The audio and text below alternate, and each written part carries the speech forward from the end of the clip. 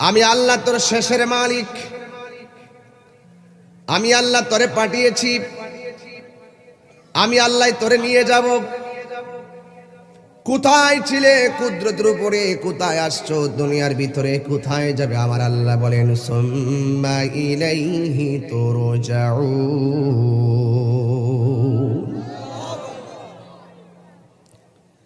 তোমরা আল্লাহর কাছে ফিরে যাবে।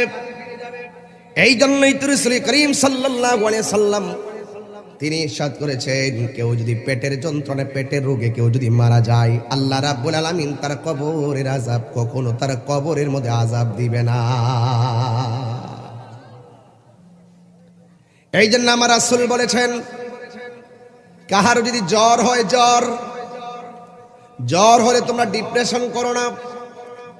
জ্বর হলে প্রাথমিক চিকিৎসা হলো মাথায় পানি দাও। আর জ্বর হলে তোমরা টেনশন করো না। আমার নবী, আপনার নবী বলেন, আমার কোনো উম্মতের যদি জ্বর হয়, এই জ্বরের কারণে আমার আল্লাহ রাব্বুল আলামিন তার সগীরা গুনাহগুলি মাফ করে দেয়। তাহলে আল্লাহ যাকে পছন্দ করে তাকে রূপ দেয়, প্রমাণ পেয়ে গেলাম। আমাদের দেশে তো বহুত মানুষের ধর্মের দোহাইতে কথা কয়, এই জন্য তোর এটা হয়েছে, এই জন্যই তোর প্যারালাইসিস হয়েছে, এই জন্যই তোর পেট নাম হয়েছে, এই জন্যই তোর মাথা ব্যথা হয়েছে, এই জন্যই তোর হাত ভাঙছে।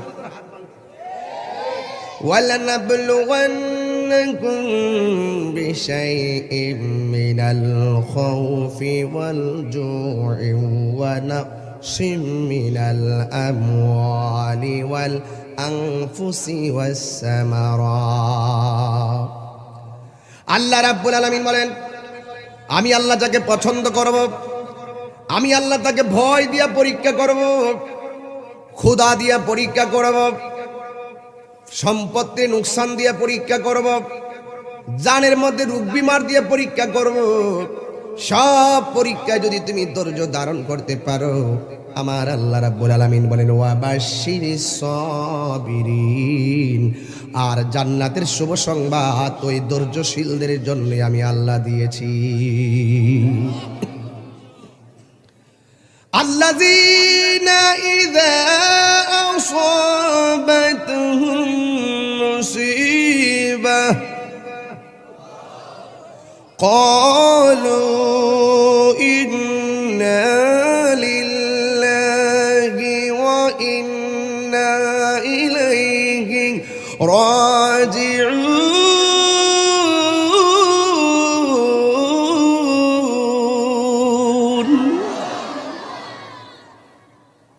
বান্দার উপর যদি আল্লাহর পক্ষ থেকে কোনো মুসিবত আসে,